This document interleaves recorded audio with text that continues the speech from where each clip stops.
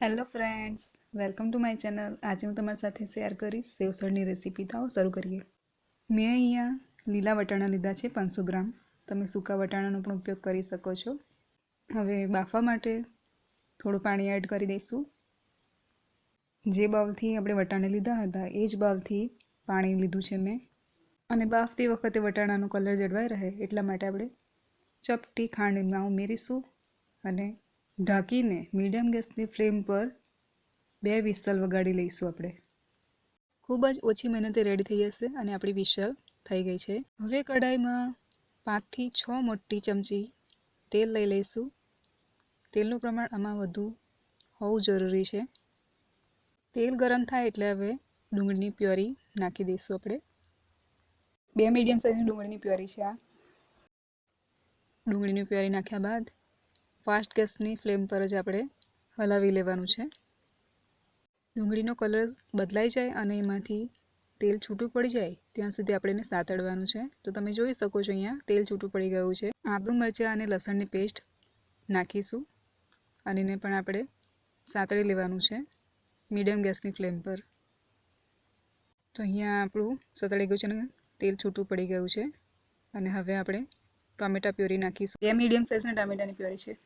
નાખ્યા બાદ એને પણ આપણે સતત હલાવતા રહેવાનું છે મીડિયમ ગેસની ફ્લેમ પર. 1 ચમચી મીઠું નાખીશું. ત્યારબાદ ચપટી હળદર અને મિક્સ કરી લઈશું. તો ટામેટા પ્યોરીમાંથી પણ તેલ છૂટું ના પડે ત્યાં સુધી આપણે હલાવી લેવાનું છે. તો તમે જોઈ શકો છો અહીંયા સાઈડમાંથી તેલ દેખાય છે છૂટું પડેલું. અને હવે તરી બનાવવા માટે આપણે 2 ચમચી જેવું આમાંથી લઈ લઈશું. તરી હોય તો ખૂબ જ વધારે સ્વાદ વધી જતો હોય છે. 1 ચમચી જીરા પાવડર, 1 ચમચી શેકેલા જીરાનો પાવડર, 1 ચમચી કાશ્મીરી લાલ મરચું, 1 ચમચી ગરમ મસાલો, 1 ચમચી લાલ મરચું પાવડર અને આપણો જે રેગ્યુલર મસાલો હોય ઘરનો બનાવેલો એ નાખ્યો છે અહીંયા. તો બધી જ વસ્તુને આપણે મિક્સ કરી લઈશું અને મસાલો બળી ના જાય એટલા માટે થોડું પાણી એડ કરી દઈશું. તો મીડિયમ ગેસની ફ્લેમ પર જ આપણે હલાવી લેવાનું છે. જ્યારે મરચું મસાલા નાખીએ ત્યારે ગેસની ફ્લેમ આપણે ધીમી કરી દઈશું અને બાફેલા વટાણા હવે નાખી દઈશું. અને હવે રસો કરવા માટે પાણી એડ કરીશું. અહીંયા 1 વાડકો આપણે એડ કર્યો છે પાણી અને હવે મિક્સ કરી લઈશું. 2 મિનિટ માટે આમ હલાવી લઈશું તો આપણને ખ્યાલ આવશે કે કેટલું ઘટ છે અને કેટલું પાતળા પ્રમાણની અંદર બન્યું છે. જો વધારે ઘટ પ્રમાણમાં લાગે તો પાછળથી આપણે પાણી એડ કરી દઈશું.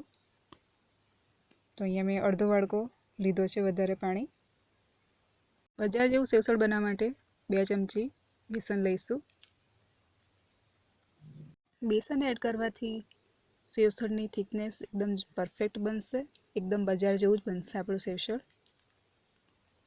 અને આ સ્ટેજ પર ગેસની ફ્લેમ એકદમ ધીમી રાખવી અને 2 મિનિટથી વધારે ઉકળવા નથી દેવાનું આપણે. 2 મિનિટ ઉકળે ત્યાં સુધી આપણે બેસનની પેસ્ટ કરીને અંદર ઉમેરી દઈશું.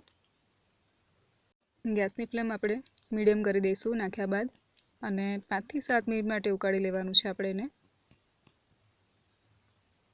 તો આપણું સેવસળ ઉકળે છે ત્યાં સુધી આપણે તરી બનાવી લઈએ. તો અહીંયા વઘારિયામાં 2 થી 3 મોટી ચમચી તેલ લઈશું. તરીમાં તેલ થોડું આગળ પડતું રાખીશું આપણે. તેલ થોડું ગરમ થઈ જાય ત્યારે આપણે જે 2 ચમચી જે આપણે પેસ્ટ રાખી હતી એ આપણે નાખી દઈશું. અને હવે અડધી ચમચી લાલ મરચું પાવડર, 1/2 ચમચી કાશ્મીરી લાલ મરચું પાવડર અને હલાવી લઈશું ધીમી ગેસની ફ્લેમ પર. અને હવે કોથમીર એડ કરી દઈશું અને હલાવી લઈશું. તો આપણું સેવસળ રેડી થઈ ગયું છે. તમે જોઈ શકો છો અહીંયા. રેડી થઈ ગયા બાદ આપણે ગેસની ફ્લેમ બંધ કરી દઈશું. તો કન્સિસ્ટન્સી આ રીતની રેડી થઈ છે તમે જોઈ શકો છો અહીંયા. તો આ રીતનું સેવસળ તમે સવાર કાં તો સાંજ માટે બનાવી શકો છો. અડધો જ કલાકમાં આપણું સેવસળ રેડી થઈ ગયું છે. તો મળીએ બીજી રેસીપી સાથે. આવજો.